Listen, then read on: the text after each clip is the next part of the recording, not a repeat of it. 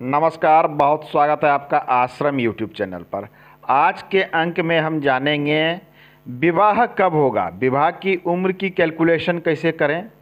साथ में ये जानेंगे कैसे लड़के से होगा। ये लड़कियों का प्रश्न रहता है कि हमारा विवाह कैसे अच्छे लड़के से होगा या क्या होगा, और लड़कों का ये प्रश्न होता है कि विवाह कैसी लड़की से होगा। हम यह भी आज जानने का प्रयास करेंगे। आइए आज का अंक हम शुरू करते हैं। तो सबसे पहले विवाह की उम्र की गणना के लिए मैंने कई अंकों में बताया है, आज मैं थोड़ा शॉर्ट में बता देता हूँ।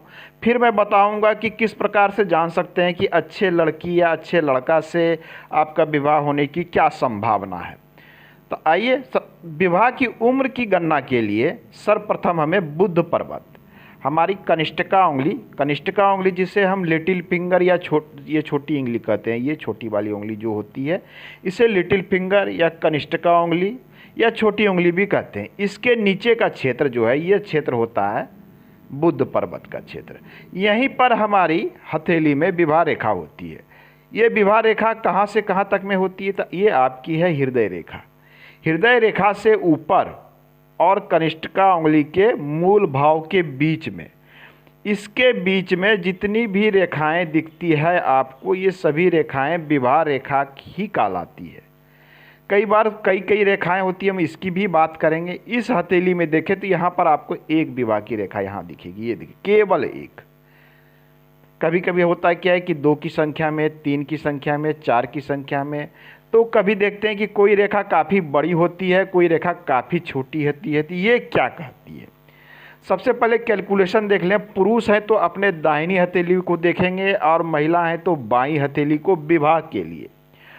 और यहाँ से यहाँ तक में जो उम्र की गणना की जाती है, पुरुष के लिए ये उम्र की गणना 60 ईयर रखी गई है और महिला के लिए 50 ईयर ये गणना।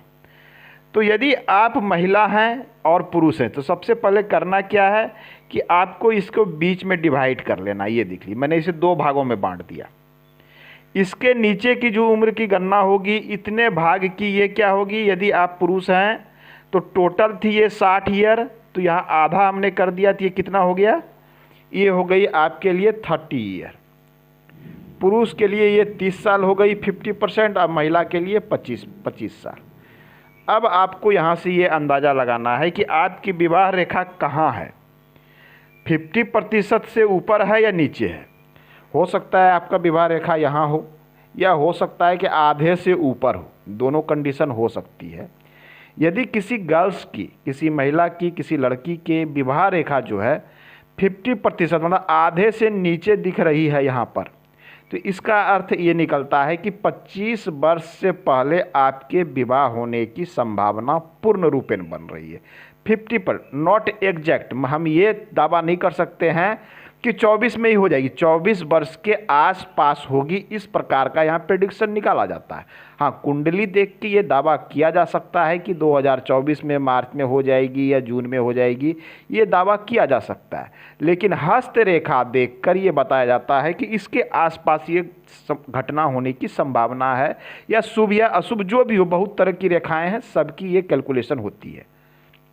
तो बात कर रहे हैं विवाह रेखा की, तो ये कहती है कि 25 से नीचे है, अर्थात ये आधे से नीचे है, तो अर्थ है कि ये लड़की है तो 25 से पहले होने की संभावना है। यदि कोई पुरुष जातक है तो ये कह रहा है कि 50% से नीचे है, तो अर्थात 30 वर्ष से पहले 28 वर्ष के आसपास में ये विवाह हो सकता है। हम ये कैलकुलेशन करते हैं। हालांकि इसकी कैलकुलेशन अधिक चाहिए तो आप एक स्केल रख के मेजरमेंट कर सकते हैं, तो अधिक एक्यूरेसी निकलेगा। यदि ये रेखा यहाँ पर दिख रही है तो इसका अर्थ होता है कि विवाह आपका 20 वर्ष के आसपास होने की संभावना निकल कर आ रही है, ये अर्थ होता है।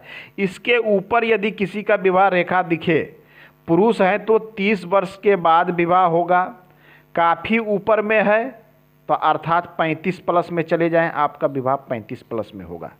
यदि ये काफ़ी नीचे है तो ये अर्थ है कि आपका विवाह 20 वर्ष के आसपास होने की संभावना। ठीक उसी प्रकार से महिला हैं तो यहाँ पर है तो 24 वर्ष में हो जाएगा, थोड़ा और नीचे आ जाते हैं तो 20 वर्ष में विवाह की संभावना है। लेकिन इसके ऊपर है तो इसका अर्थ है कि आपकी 25 वर्ष के बाद होगी विवाह, ये 26-27 के आसपास हो सकता है। या फिर थोड़ा और ऊपर है तो ये 30 वर्ष के आसपास में ये विवाह हो सकता है। इस प्रकार से कैलकुलेशन किया जा सकता है। आप एक स्केल लें और बांट के इसे देखें। ये तो हो गई कि विवाह कब होगी, ये लगभग आप जान सकते हैं।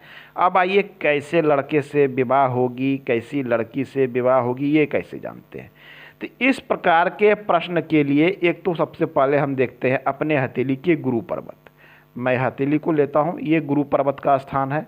ये हम देखते हैं, शुक्र पर्वत को भी देखते हैं। गुरु शुक्र ये दो चीज़ें मूल रूप से देखते हैं, अन्य भी देखते हैं, लेकिन आइए हम थोड़ी सी हथेली को चेंज करते हैं तो हम इस पर बात करते हैं। ये देख लीजिए, ये हथेली, ये सेम जातक की हथेली है। इनका प्रश्न भी था, इनका प्रश्न था। तो एक चीज़ें ले लेती हूँ कि इनके हथेली में जो ये रेखा है ये काफ़ी विलंब से है। ये 50% के ऊपर है और ये ऊपर है, अर्थात इनका विवाह यहाँ लगभग जो है 35 ईयर के आसपास में बन रहा है। 1-2 साल आगे पीछे हो सकता है। ऐसे कंडीशन में इनका विवाह जो है 35 वर्ष के आसपास में होगा। इनके हथेली में जो ये रेखा दिख रही है, तो आप भी कैलकुलेशन कर सकते हैं। आइए हम अब बात कर लेते हैं दूसरी संबंध। आइए, कैसे लड़के से होगा, कैसी लड़की सी होगी, बहुत अधिक लोग पूछते हैं। ये कमेंट्स आते हैं, लोग व्हाट्सएप भी करते हैं।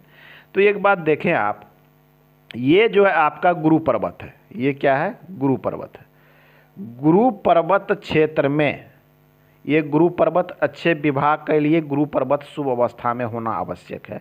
यदि गुरु पर्वत शुभ अवस्था में है तो एक कंडीशन है कि आपका विवाह अच्छे घर और अच्छे लड़के लड़कियों से होने की संभावना है। गुरु पर्वत पे क्रॉस है तो वैवाहिक जीवन भी अच्छा रहेगा, शुभ रहेगा और ससुराल पक्ष से भी लाभ होगा।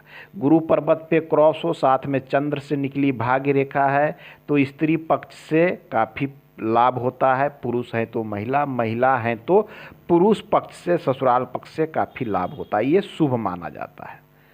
अब आइए बात वैवाहिक के बाद आती है कि कैसा मिलेगा। शुक्र पर्वत सुंदरता का कारक है। यदि शुक्र पर्वत शुभ अवस्था में है तो आपकी विवाह अच्छे लड़की लड़कियों से होने की एक संभावना दिखती है। क्योंकि शुक्र को भोग विलास से पत्नी के रूप में, पति के रूप में भी लोग देखते हैं।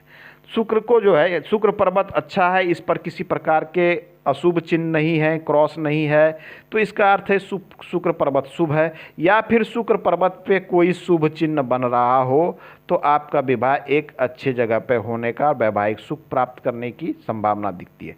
तो गुरु पर्वत अच्छे अवस्था में हो, शुक्र अच्छे अवस्था में हो, ये आपका योग अच्छा बनाता है।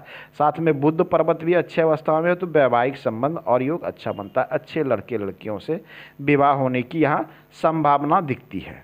कैसे घर में होगा, बहुत लोग ये भी पूछते हैं कैसे घर में होगा। ये निर्भर करता है कि आपकी भाग्य क्या कहती है।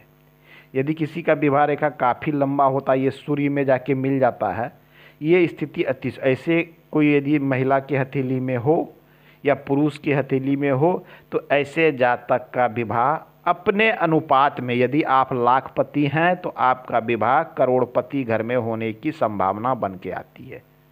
यदि आपके पास कुछ भी नहीं है, आप साधारण घर के हैं, फिर भी आपका विवाह एक उच्च कुल में होने की संभावना होती है। यदि विवाह रेखा सूर्य रेखा में जाके मिल जाए या सूर्य पर्वत पे चले जाए, ये अत्यंत शुभ होता है। ऐसे जातक आपने देखा होगा समाज में कि कुछ लोग विवाह से पहले बहुत ही अति साधारण कोई युवक था, संयोग से बहुत बड़े घर में विवाह हो गया। कोई युवती थी साधारण घर की, उनका विवाह करोड़पति घर में हो गया। तो ये कुछ चिन्हें होती। मैंने एक चिन्ह के विषय में बात किया, चिन्ह तो कई प्रकार के होते हैं, मैंने ये कॉमन सा चिन्ह की बात किया। यहाँ पर क्रॉस है, यहाँ पर इस प्रकार से रेखा है, तो ऐसे जातक की अच्छी कन्या से विवाह होती है, ससुराल पक्ष से लाभ होता है, इनकी पत्नी भी धन अर्जन करने वाली होती है। ये सारी चीज़ें देखी जाती है। तो आज के अंक में इतना ही, मिलते हैं अगले अंक में। धन्यवाद।